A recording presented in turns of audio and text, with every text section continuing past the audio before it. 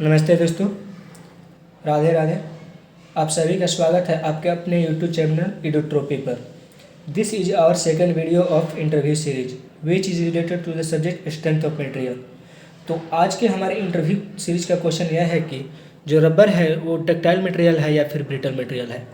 Generally इसमें बहुत आदमी को कन्फ्यूजन रहता है कि जो रबर है वो डक्टाइल मटेरियल है, लेकिन एक्चुअली में रबर जो होता है ब्रिटल मटेरियल होता है। तो चलिए जानते हैं कि रबर जो है ब्रिटल मटेरियल क्यों है। जनरली कोई भी मटेरियल ब्रिटल है या डक्टाइल है, ये इस बात पर निर्भर करता है कि उसमें इलास्टिक लिमिट के बाद उसमें कितना स्ट्रेन आया है। अगर किसी मटेरियल में इलास्टिक लिमिट के बाद का जो स्ट्रेन और डिफॉर्मेशन 5% से ज़्यादा है तो उस मटेरियल को हम लोग डक्टाइल मटेरियल के कैटेगरी में रखते हैं।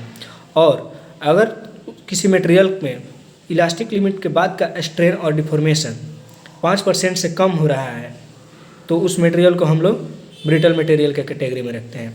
तो रबर के केस में क्या होता है कि इसको में जब रबर पे हम लोग फोर्स लगाते हैं तो इसमें डिफॉर्मेशन होता है, लेकिन इलास्टिक लिमिट के बाद का जो डिफॉर्मेशन होता है वो 5% से कम ही डिफॉर्म होता है, और 5% से कम नहीं डिफॉर्मेशन में वो टूट जाता है। 5% से ज़्यादा डिफॉर्मेशन नहीं हो पाता है रबर में, इसलिए रबर को ब्रिटल मटेरियल के कैटेगरी में रखा जाता है। यहाँ पे हम लोग ग्राफ में देख सकते हैं, ये मेरा हो गया इलास्टिक लिमिट।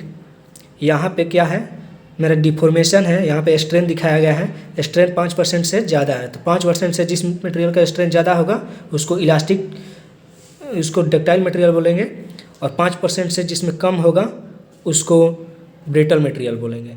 उम्मीद है आपको ये क्वेश्चन समझ में आया होगा। अगर चाहते हैं कि मैं इसी तरह का और भी वीडियो बनाऊं तो प्लीज़ सपोर्ट कीजिएगा। अगर आपको कुछ भी डाउट हो या लगे कि और कुछ ऐड करना है तो प्लीज़ कमेंट में अपना फीडबैक ज़रूर दीजिएगा। इसी तरह के इंटरेस्टिंग इंटरव्यू क्वेश्चन के लिए हमारे चैनल से जुड़े रहें। Thank you.